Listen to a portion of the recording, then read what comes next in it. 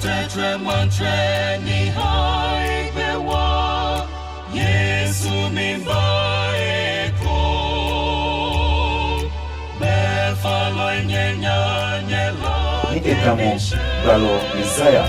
bulueno Yesu okwe balo Isaiah bulue eji wologoni onange eha Christopher e adisa bife neno kamo e wala shineleme ke shile ni kawohie ni Kristo bango ke bango Porque acreditemos que a persona como de boa, pegar a gente no Yesu Kristo lene.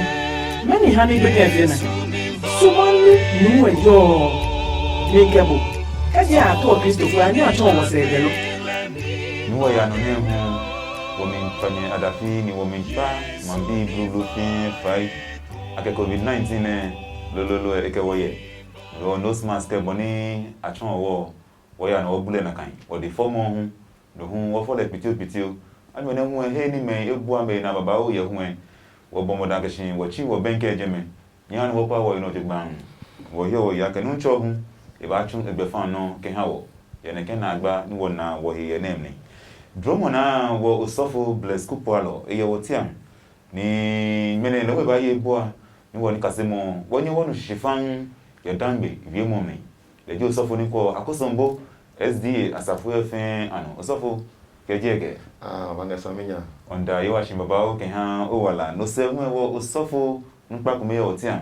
ni egbeji osofo Yohane Tete ni leji se polo Accra Central asafu efen ni yo jeme leji se polo jeme osofo bo hu won pe bo kan ba bi ene menebine yo ura dum moneji na bi mo shi leji mo bibi yo tian le eji wo osofo npa he fatalo niji Owulanga Constance Lami ma fane boje fen Je jugba. onda yewa shin ake onpa ne fen ba bona fen me na mi ye bua ni won kasemo anye ayem wasma ke oke o mami Lami asole bi me ni woje won kasemo shi Fa anya ha wosole. Manche me amanche. Nuncho me anuncho. Le chane wobo hi. Womba woba bo osande papa tui. Womba woba kase oheni. Wonye wo fe na ke wo be shishinu moko. Bejabo ke o moko nkro dro.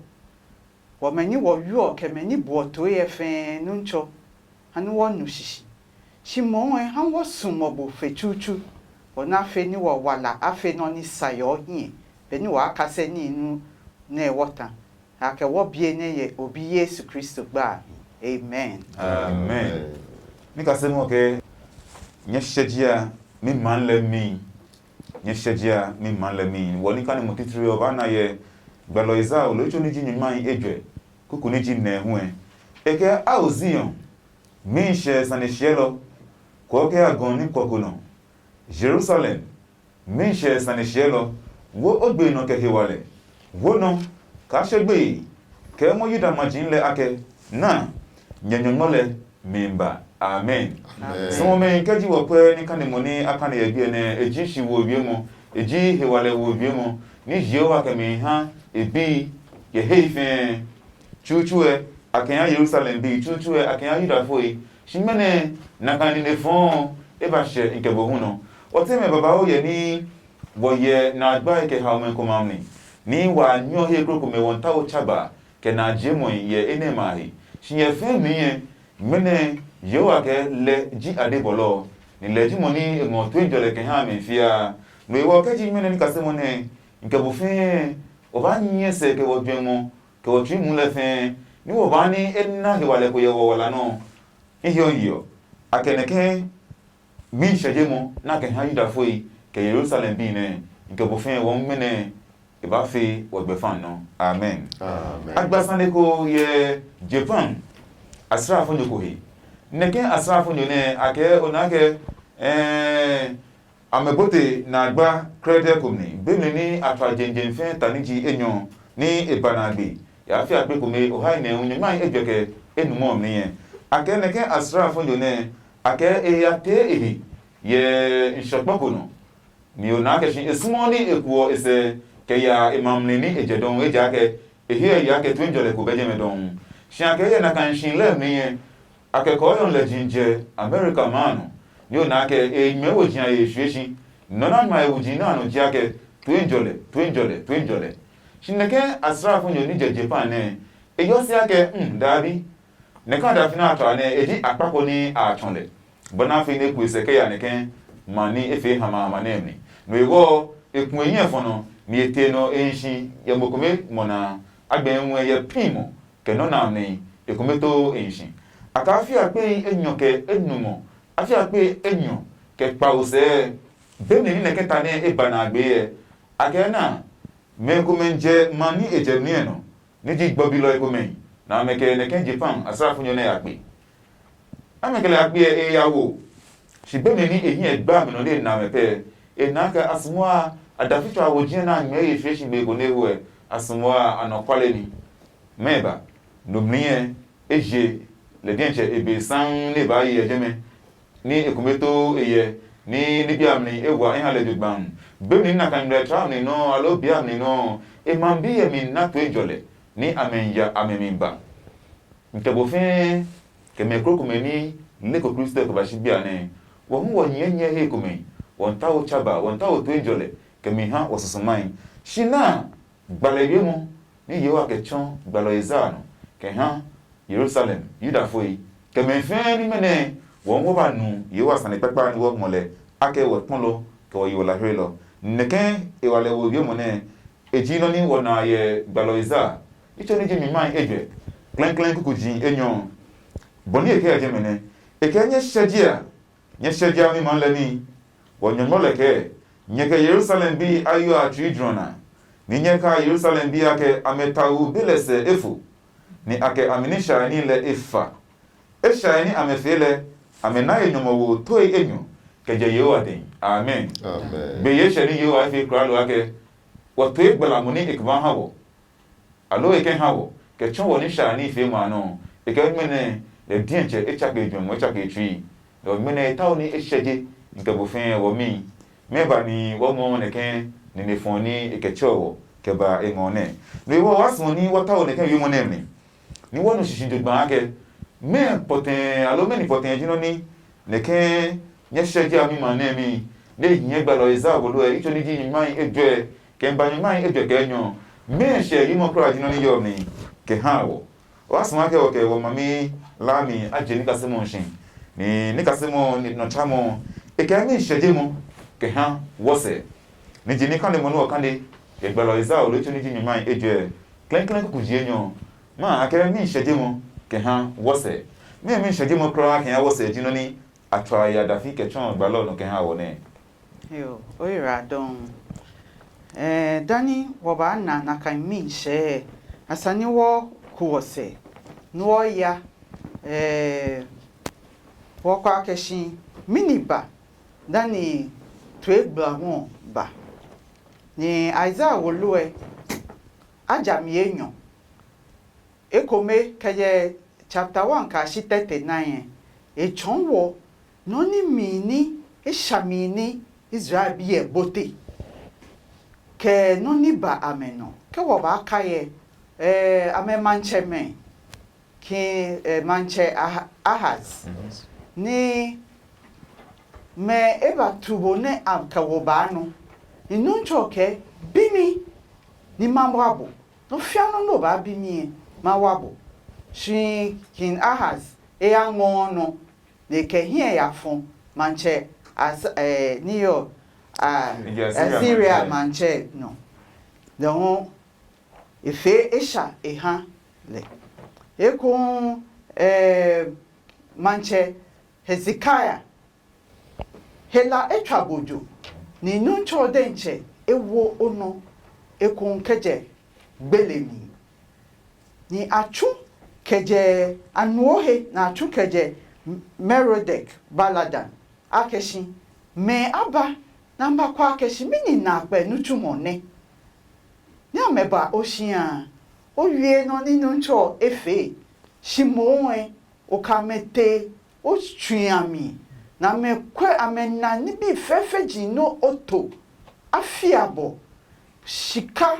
ke emi ni bi pi no ke chwame wo ni gbalo Isaiah ba eba bibo ake meni ba mine amenaye osia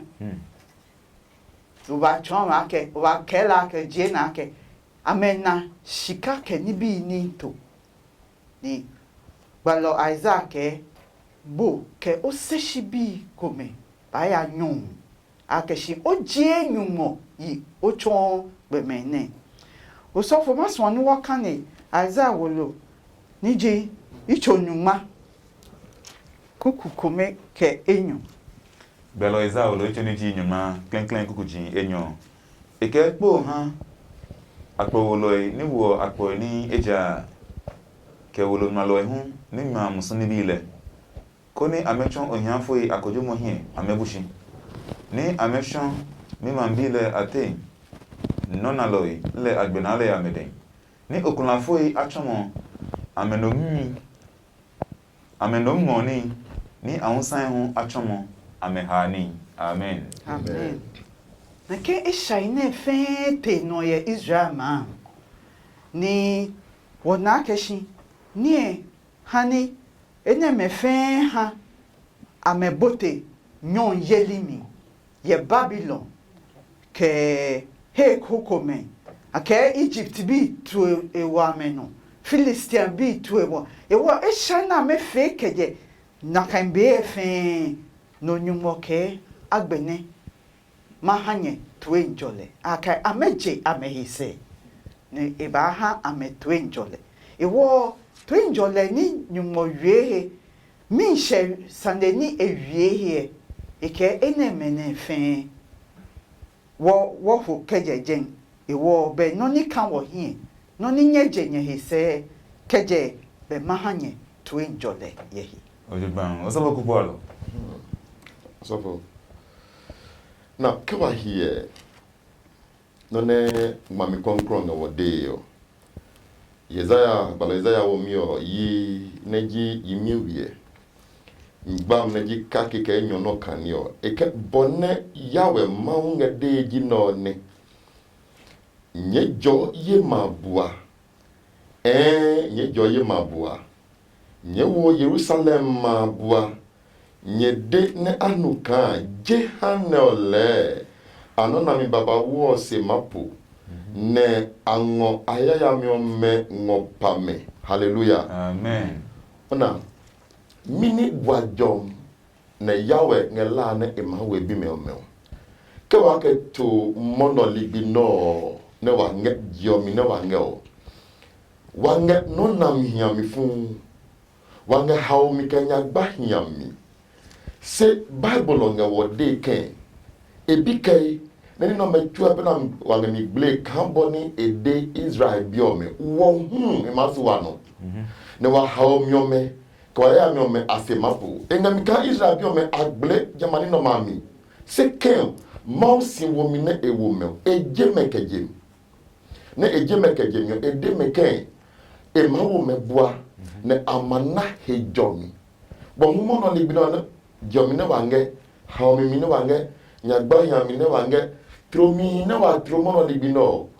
babylon ga ha ne wale kan ebike na jama haomi me tuepe asemapo ne mau e mawo wo ebi me o me boa amen amen keji na kanji boni yole mokubanye kake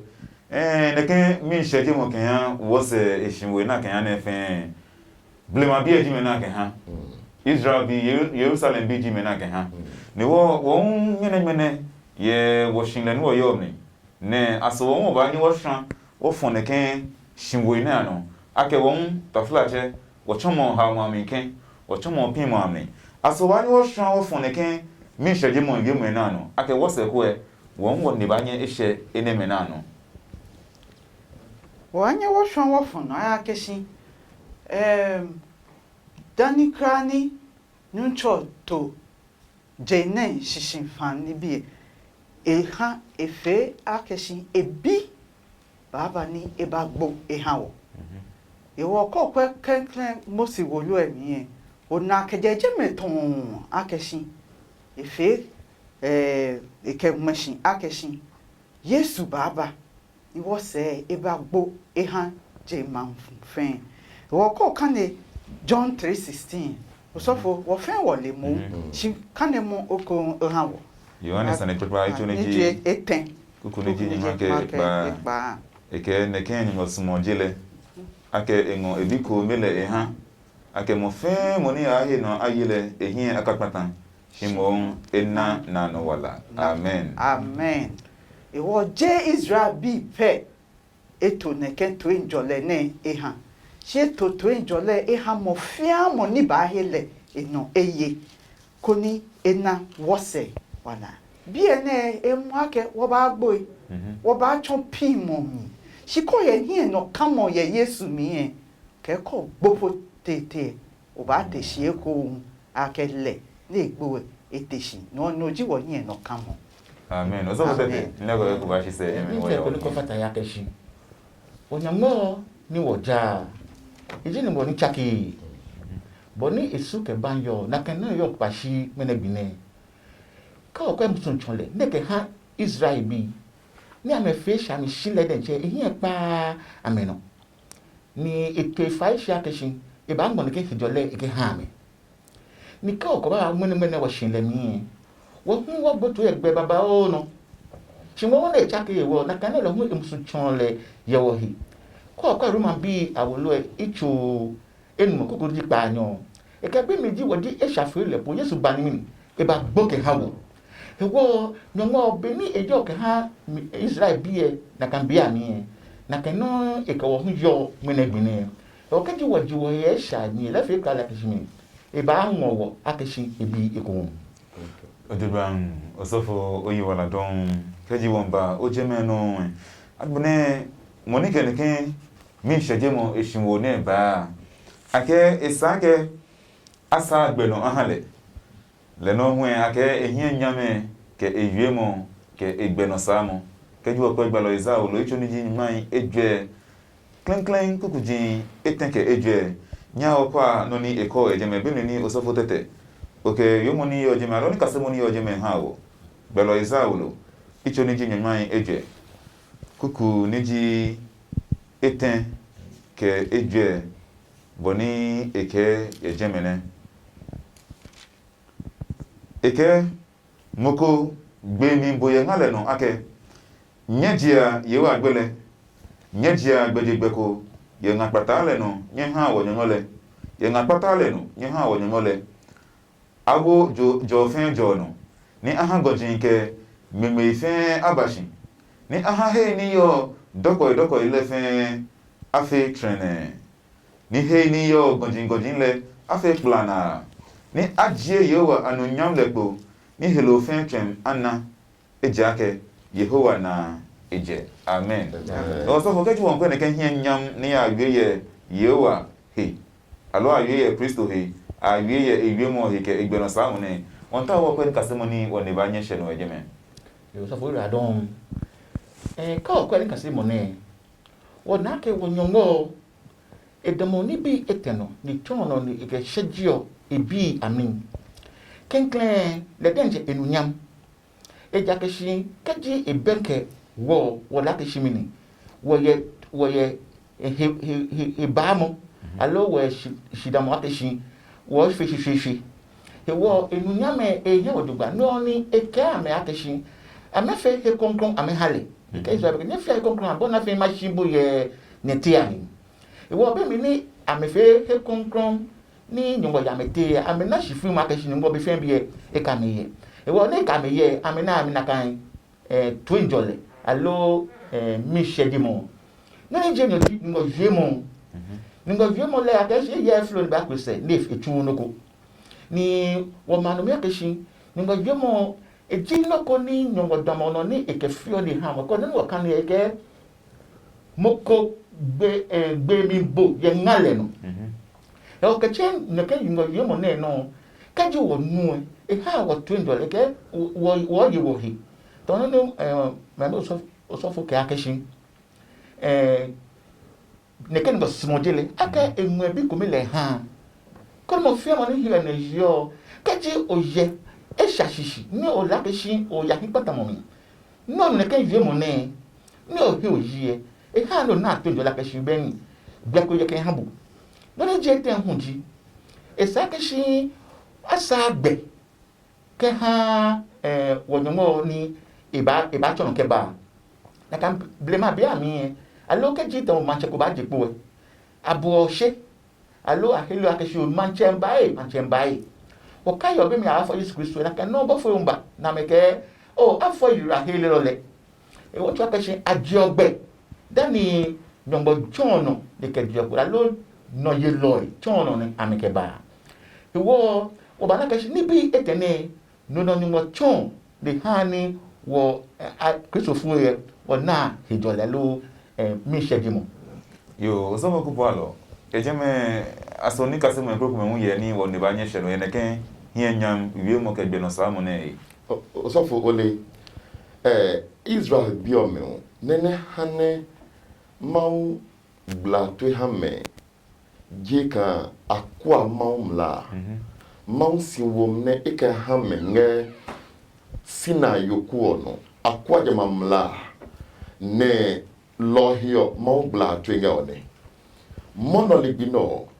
mau emunyo ekpalenge ne enge ke hawo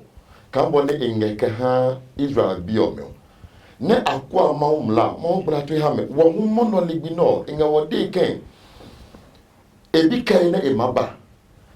ko no kanenga Isaiah wumio yi neji yimi ewie migbam neji eteo kaya eke binkonga pe nyedra blome ngenga no hayawe nye jegbe otlomo ngenga plana no hamawo nye chinkon chuakon na nye hayo chuayo kayoku chuayoku ne basi zuba no ne nge chaka ke no ne nge goja chuo no ne so kaka yawe hemi nyamio majepo na nimli adesa hinchuo mana bone yawe maunge deji no ne ona kwa ke to wahimono mini hedram le sana wadra ke ha Kristo bam alo wanyom cho bamio ake yoku fe yoku ne basi dogba ne wenu blome tue pe na adla mono libino loko Kristo maba esane wo kamau bi meo esane wa chake wo kamau bi memo esane wa hie ne wa na twi chake mi nga blo chua blo no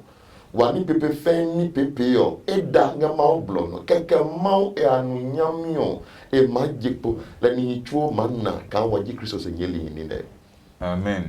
keji won kwe gbalo iza oloe icho ni ji mi man ejo enu o kan yo ne o kwe kuku ji ni ji ekpa ke ba shi pa yan eke gbenko ke blomo ni eke temi blomi ke ten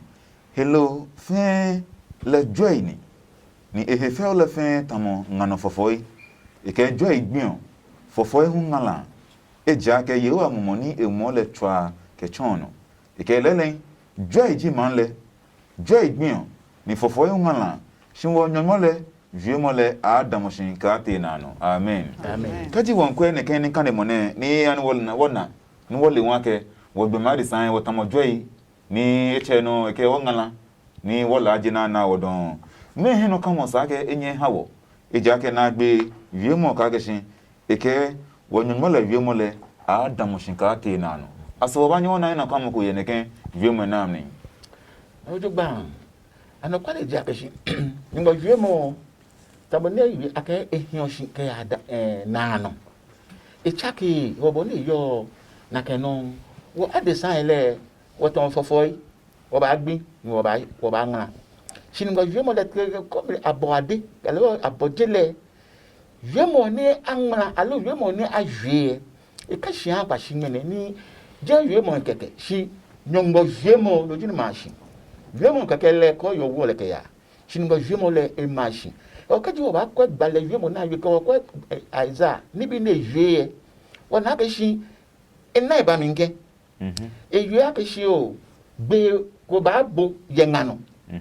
ni Yohane Baptist lo wo na ke shi eba ni eba blo na kan de ke sagbe ha woni church school ifomo he wo ngene bale yemo ne amna ahwehwe ni amena kwa me ba mi ngene mo chitira mo ne ibana ibaba mi pepepe eja kashi nyongo yemo imashi ke anano ojogban ni tan bono sofo tete yue lele na kan gbono samo Kristo eshinwo ko meni ewu ake iba pese baba no ni jise enyo no na kan gbono samo no jino nu won wosa ke akeba ke yemo chomo ke eshemo ke akeba ne no so me nyongo yemo no kwani alo ano kwale ni esa ke menfe anye ami amehie ni ameka me afon nyongo yemo no osofo kupalo ake manshemo fomo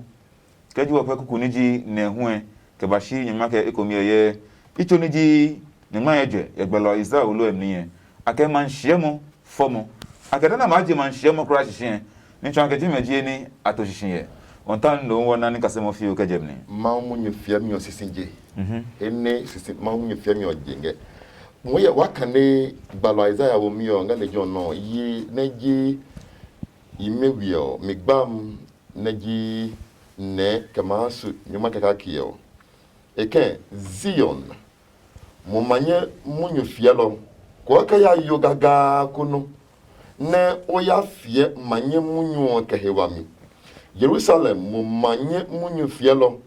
wo gbino wawe ne ofie ko yegbeye de Yuda maken ne nye mawo nyomche yawe ma kehewami engechai ehe ma biome ahion wom kema ema wo no twa no hion ne no ne etu he now no enyonga le jo hawo keke clear eke mokuo ka ya yokuo no kwa mi chonka ya dasinge heko ne no fe no manyi manam because ko nga yokuo no fe no manyi manamo ne owo gbino wawe ne ofia manye munyu na manye munyu oji kamini ka ko manye munyu ka ko Kristo he ka ko wa mawo he ka hie wa mawo muna wa mawo enyoni o eke Jerusalem moko yegbeye nga o ma munyu na ofia mio ko yegbeye gbeye ko bemi modeme na leka yawe ma ne kemba ehe ehion wom nge ede no amba wo no twa no hion nge ni wakane ne Isaiah de wonge gbalo wo mi o mi neji yimi enwio me gwa je ne o kama asi ma kelo akane o ne ka mo hie yawe ma eku ne emano emake ehion wom mini ma pe mi o emakojum yiko ne ke kan openu ko ne no kama wo mo hie ke kan amba kojomo ema ye ni tumi one otu keke ema wo mo nyonga ni tumi ono otu wo he lo ke yawe ma ne ema ne ehe ehion wom nye ede ko ne eba wo no twa no hion nye ni tumi o na ke etu no ta 11 no alo nyuma keke ko ngode ken ema paka ema mbio me kambo ne to paka lo paka etu o me no wale ka tu o mele ahia pakami sen opakameke eso esa no pakameke tui lo kwako ya ba pakawo emambi me nge tui mi kebla opemi nge emunyo nya amen manlami sane papa shemu abon keje Isaiah mun shike woba pamo he mi woba na akeshi gbalo hana eke numo Simeon amete somo chuemi ni akabifao Yesu Kristo ba somo chule mi iba amba he abifao ne amewi akeshi na moni ke hejole ke hie no kamo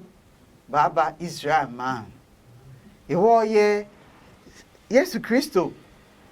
fomo mi denche a share sande papa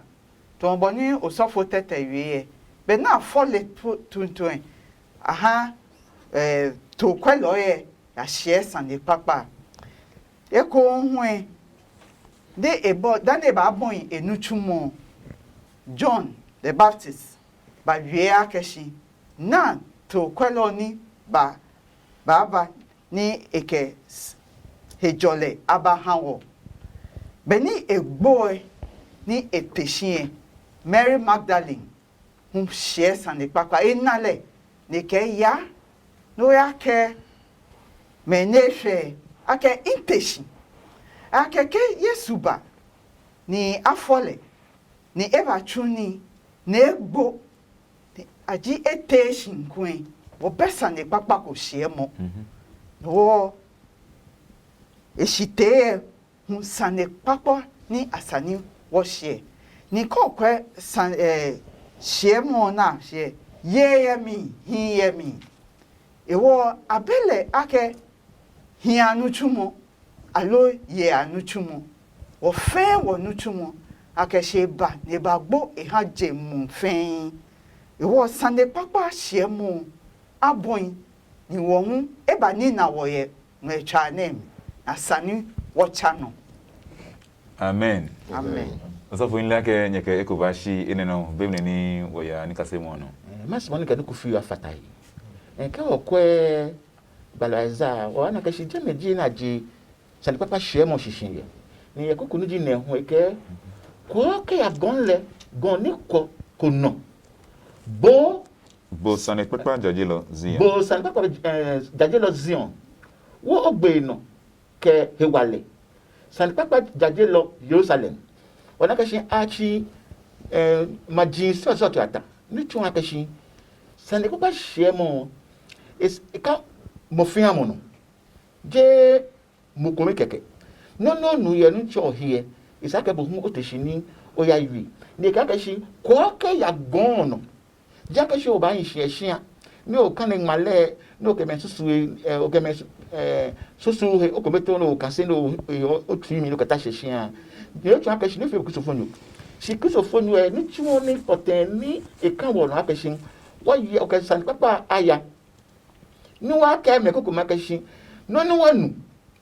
No ni yemo fi o ha wo. Se mo ni wo na amehu ambani ambasa me na amekwe. E wo ato ne ke share papa hwe mo na hye aiza shimo wo ngbe gbene e ka wo fe won akekosofo ya keshin no no wole su hie wo ya no wo hu wo ajaji. Hallelujah. Amen. So me energy adafichwa nchimoni akewo nke bofin woden akena le moni wo hien e bai ake nyenyo wo kemba shudani baba she isani asa agbe no hale gbe no samo sani pepa hye mo yemni gbe no samo e wale wo wiemo nke me krokome ahamo yemni gbe no samo wo dienche wo isamo e wo tuyamni ke wo shin le min fe fatahi adafichwa ne je men fio pe adafichwa ni tamboni onugba ewe eji wo fe wo dafichwa ni sake wo twa wo hanjire fe na mena amenuwe ake na bolo eke eba sheje iman lemi agbene aye ekun ye neke bolone ake eji mobonalo adebolo osofo tete Wonyongo eji mobonalo le no ji wobolo ni gbalaza icho ni mu edu eno egbla mi ne chon ye he so ya keshin mobonalo jile na kano hewalo jile oni bi enyo nyongo hewalo ni bolo hun jile mobonalo hun jile ka okwe kukunu ji kenkran kuka keshin nu mo di ma akanshin na mobo ni ka okwa kukunu ji ten ho akakeshi anunyam ni eyehewale kwa kukunu na ho akakeshi jajiosa ni papa ha meni gbojo kwa ba kukunu ji nyoma ke nyon ke ya ho akakeshi moko be na pa to wonyon ohi agbene ko okwa kukunu ji nyoma nyon ke pawe ekele ji bolo le ji moni ha mefe aiwale ni waka gbojo lutu akakeshi nibi enye no ji su ni wona ye no momu iji bolo le no ji hewalo ni tu akashi kaji wo ke won to truenjole allo mi shejemo ni wo kan se ngene gbine bale azo to akashi fe wo bana wo nyongo ni ji bolo ke hiwalo neden dan ni woni ba hye ne ke mi hye mo ne ejuma osofo kupu alo jemeno inyimi so ona ke ohie no ko nga gbalo Isaiah wo mi oyi naji yimi awie no kan no kan no gbam naji nyuma ke pa nyo Isaiah bi munyi ko nga legion eken meno hi nyemango mau ketomo na mini subai nyeke mato ehe amadalo amaga ne cho galo pelu alo no ne sika galo ngo sika chu ke ha ehe ne epelo wange dan melako ne wala la ko me pola mi ake aweche mi no ti ngoma si enge tuwe echa nu we noko enge hmbe ehia we noko enge gugon mumu bemi enge nya etuwe munu ake enge yichu se mini bemi bemi bemi se wa maule enge tuwe ne eke no feno wa maunge hmbe eke hio no feno wa maunge nya na emanyi made wa mauna ke wa heni no me ake mo hie amaga ejicho nenoko le gawoloko eyapum emapu ne emahlo ne emapechuo ne emapefeu ne emamosika chuka sika hio ke ha ehe eke jama chuo kekeleke mamasi ne maboni sikplam no ne maboni jama chuo jami kele jimau ani bible ke jama no eji kwasi ajem tafla che ejaka obenye mango nuko ka to wa mauhi wa mawo eji no ne enge keje blema enge mono ne mahi sinda hulo eko hu nyele keka oke nuko to mawo ejoka la onga mawo simbaji koloni onga mawo pe ka adeboni ona wajali me adwemji ka wa mawo maukli noko ne maugbele la sane ango noko ka to mawo e ka nga jamano na yo e ka choka ange mau jaji kolone se mau ke eji kwasi ape e jaka ongole mau ne ekle dangele chele ke ojekle wa mau ne ekle kaka muka masoke noko ne momoni ne kepe ebeso lo wa binye mango noko ka so to mawo e mawo ngala na wale ka wanele se wamanye majale kagu him kayemi pemi amen amen man le ko ke ko ba fata ye bi ene yo ni gba feta heji ke oke mokonwie ni ebi wa ke beni afomi ni ngbe oyo ona ke to to penfonyo kraji no na kan nyumo bi jobe beni imbo jelen ni mi ingbe boyo iwo ko kwanyumo namo obanyo oketohi me ade ble ebo no fiano iwo nuko be ni okwatohi iwo nakan wemu icha akeshi wonyumo nuko be moko be won kokra be ni wo banye wo ke tohi amen amen so wote do baje me ekula me kpembo wotoi ni ekula me fe no ku fi o ye hia amaga a hwe ko nto awo lega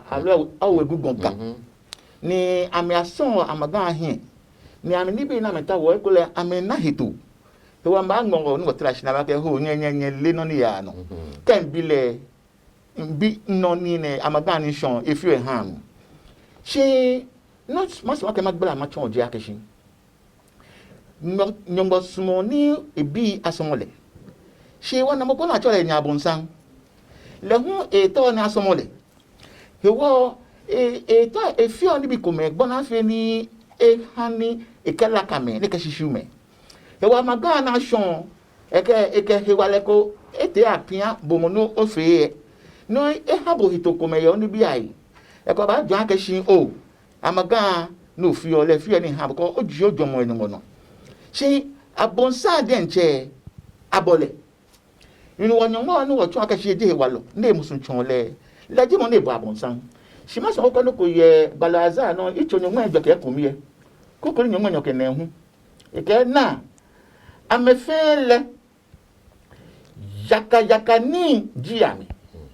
ni amenuchu mo ele hu je fei ame magan le hu koyo ke ni bi fonjin wo amagana shonju somo na me somo le juwe enele yaka nini na ka etamo koyo e o ke jo fi amagana oja be o tomo nye koyo o ba nye koyo anare na mu emi o ba nye sa o na le o na eno ya e ka yaka nini e wo ke jo moko o yamagako ni osusu akeshi o na heto kenje din abosan la kaabo ni fe so yin ba fi shi hoyo mo na yo le jenyu wo ni efenofia no ni eye wa le fi abonsan alo he wa magano ojo sakeshi o shi esegbe e ja ke nyomo kejo ani ese owu mbo kokoko amen ineke mobo na lo adebolo ne yomo baba o ye ni eje ehodase gbalo iza olu eno nu ke tun ni e icho ni jinyu mai eje kuku ni jinyu mai enyoke enumo ke jinyu mai enyoke epa eke bele namo he nyekemi ato ni ekemi aye hegbo mo kronkron leke eke nye hola nye himbe anoke ya nwi ni nyekwa namo bo eneme le moni ejio amesafo lepo ye yibona ni echo amefe ke amegbei enyemo ni fa ke ehewale plele hewole amete ekome flo po ehwe eke bele bo Jacob meba oko ni bo Israel oyo ake ango ni gbele ate Yehowa ni mikojomo eho menyumo le hiele mini wo banyo po ate nyumo ni meniji no wo banyo keto le nyumo ehe igele ji mobo na lo adebolo no somo me bemni ni esa ne kemi sheje mo ne kemi towo alo se towo ni be mi she ni iba me hawo eta oni wo yosele ni wo na ke mokomoko kra be ni wo banyo kele ato ehe le ejinyumo le ji adebolo ni le se moko kra be bi le gaji na kan ni aye hu ake nagba ye amaganja mohi nagba ye amaganja mohi o mami Constance Lami basumo ake e ko aji ne ken ka se mo na nshi be ni oni ka se mo fen ba na gbe yo we ra don nagba ye he akeshin le denche eto ye Exodus Mose woloniji enyon hawo ye chapter 20 hawo kitan enye nyuma ni ekome kenyon ikewa keshin woka femini woka fe ameganko wo so fo fan kan mo awo Mose woloniji enyon icho niji nyunwan enyon keju okwe klenklen kukuji eje eke ni nyonmo wiwe mo ne fen eke miji Yehowa o nyonmole ni jio keje Mizrim shitmon leno keje nyojin awele eke ka na nyonmo ekroko men yemise ka fe amagan ko lo noko ni tamo ni yo moyin lo ni yo shitmon leno lo ni yo numle ye shitmon le shishin le ohan ohe e chano ni ka jame ni ka sumo ame hu eja ke mi Yehowa o nyonmole miji nyonmo awunga yelo ni wo cheme atomoi anyomo ke chon bi ano ke ashio yino bi ni ji eten ke yino bi ni ji ejwe ni jio mile ni nyon mile ano amen amen iwo le denche efa ke je na hawo ne ken shiwo na hawo ke wake woka fe amaganko woka fe nuko ni tomo nuko ni yenumi nuko ni tomo nuko ni yewe o ke ni emashi akeshin nyumo ni tawo maja lene shuna ko le ko yin meda ni no na ko le ko yin me mini dwemu mini ba oichomi akeshin obashon nuko o machine ake oja ko o kane Mose wolo ni je enyon no 15 verse 11 icho niji make enumo kuku ni je Nyonyo ba ke ke ekomie. komie Eke na motama o yewa. Ye nyonyo ele ate. Na motama o ni hie yo nyam ye ni hie yo nyam ye kronkron fe momni. Ni ohe yo gbeye. Ni ajio oyi ni ofio na pe ni hu. Amen. amen to wa no so fo ke e ba fe wa ke shin amagan ni aja amenfe na pe ni shi noko she no ni nyumo ba nye efe hawo ni keji won ta won na no ni woja no wo ashon ni amashina aja mene ka oke oshi heni amagan ma no oyoshia alo ya hekoe amagan ona ale don obe ehin shinyumo le ona ale ko hinme sheke hefia eno yo inkeboye ewo wo amaga son ke amaga jamu efi oton na ke be o edie na efi o shi oje ehise ni o ko nyumokoklo o hon ohe ewo be o ye mumomi yen o ya bo adwama o shi owuse o shi moni o twi yo nse no ke o twi e aha no koklo ewo ene e ke wa keshi wo kwe ojugba e ko nwe e ba nye fi akeshi wo son ko no ko wo makoshi Christopher e aso mo be fen bi e son ko no ko e makoshi e ba nye ke wa ke e ja magan shi mini o twi yo ani o twi e shikami ni akeshi bo fia bo ni ba fe be jana ne ke shikane ni nka he lole ni nka ma twi chema o twi yo iwo keni bi ne fe ho to mo bo ni wo kan ye Isaiah 41 ne e ke ne me fe mi ni yaka ni bi ene me ne fe wo se fe yin ba patan iwo ke wo twi wo no me ami wo se ka me yin patan won wo yin ba patan shike wo twi wo nyonchole ni wo jale wo se nanu wala ba fe wo no Amen. Amen. Oso bo kuku alo. Na gba ni yo amaganja mo yi. Nyagba babawu nga amagajami kamni de ke kla babio amagahi alo wojami yo eji kwasia ejaka wa mau eke ebisu ne anunyam ne esalemawo oke maya ha amagako kama ha teku kama ha chuku amaga no apio mi no akapio pichu kete no akapio mi ma oke ebisu ne le anunyam yo oke maya ha jamate lochuo lo le de wo ke nye kopo amaga ko alo mau pa ko ne ko hinye de ke pie le mau ka ke tuo he enyoni o eke noko benye maso kele anunyam ke agbojene ejio ba fo gbion ke incomparable glory and greatness noko benye maso kele mau anunyam ke agbojene eji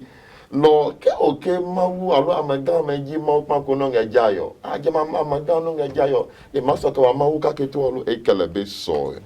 kamene wa mami edewo mono le bi no ho wa di oke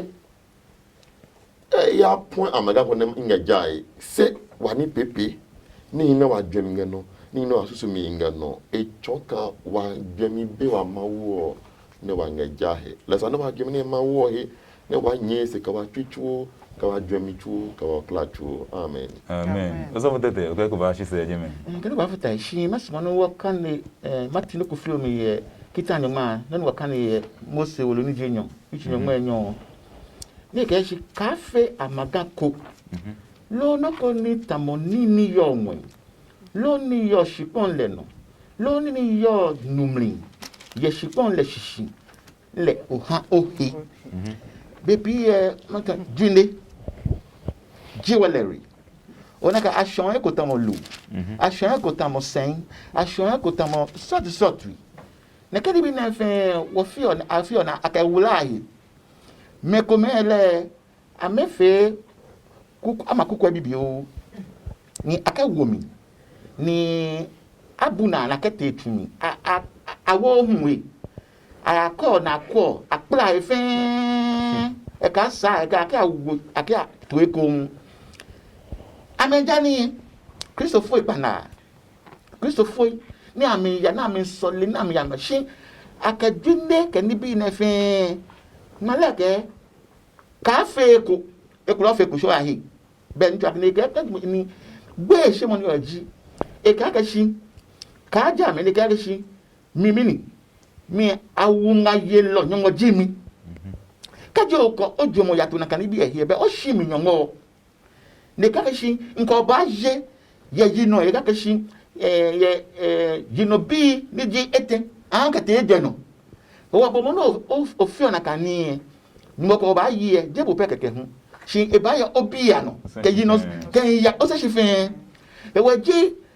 na gba gbe se mo no ko sa ni wo here shi akeshi nibi fe ni wo ekule o je bi se ko senko yo shia alo no ko no osumo no ko ti fe wo mi ni kajo ka shi den no jinu no la here o ke ni e fe mi ni o maga ni oja e wo sa ke shi wo ko wo no jogba ke kusufu yi ena kan bi ai ojogban so me wo na ga shi wo mo shishinu mo egbe shi wo be na mi ke bonite no ye gbaloiza bi am ni fe òfin wo be shishinu mo krede niji jale no lo etpapa ye nyonmo ni wo jahi avonsan ha wo henile stroto yi ye nyonmo ni wo jahi han wo na nyomagashi ejimoko ni eyichongwa mokoni onagashi etpa ni bi ni esa agbe am ebiaden ni bi ni ebi nye afeye no medino ni etpa bi ameden blofo ba gagashi avonsan represents God ake boni nyimoji ha echake hie echonwo ni wo nu wonyonyo shishin ni wona le ojugbani wona boni eji eha shike tungbalo yeza no nyonyo kemi shejemo eha wo fen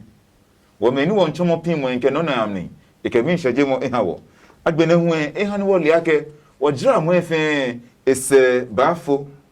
ejake nyonyo echen eke eku ese kemimba womo so me esake ene afi wo hiwale wo wiemo esake wiemo ni yo icho ni ji nyama eje egbalo eza wo lo emni esake efin ke bo fen nonu wo ke wo hie ke wo twi ke wo dwemo mujin le fen afono ni wo se ne kemi shejemo ni asato me ni ekpa wo no ncho gbe fen aka asa agbe no momuwe nke bo fen wo ne ba hye no hallelujah amen onda yo washin aka eye ebu awo imene hu waka woni kase mo fe eba na agbe wa ngo igbene mo ka shida play Ajo Ventures Elecom Advertising Limited agbene hu Hope Channel Ghana ke 3 ABN Ghana nyeme ne fe ke me krokome ni ye mimbua alo amenye ke mimbua ye gbe strote ano oke am fe hu Jehovah Ajo amefe asma ka ko sofo kupo alo asole wona agbe sole mo kemu ni kase mo fe na sole nyana wa sole wa nyom cheka wa bolo wa ibalo ka wa polo wa namusi ekohu ka no amaje ni kasimi asisi wa chemo ne wa namusi ka ko ba hinsi no ka wa glemi wa namusi ka to ebuli hina bu wotwe wa ngabie ke ko hane anu agbi se anu mo Kristo ogbi ko ne chakemi ne esameo ya ma chakemi ani ne suno beno wanga oba meneji enyoni obloy Yesu walemo kana obi wa peke hawaje kama binga obi konkromi amen amen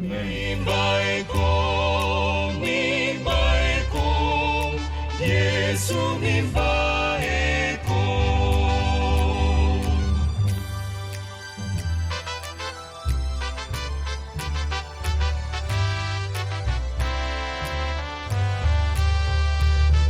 Shipawo he no ni obowa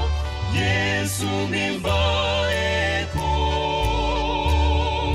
Awekenu moshi moi fenyela Yesu mimbaeko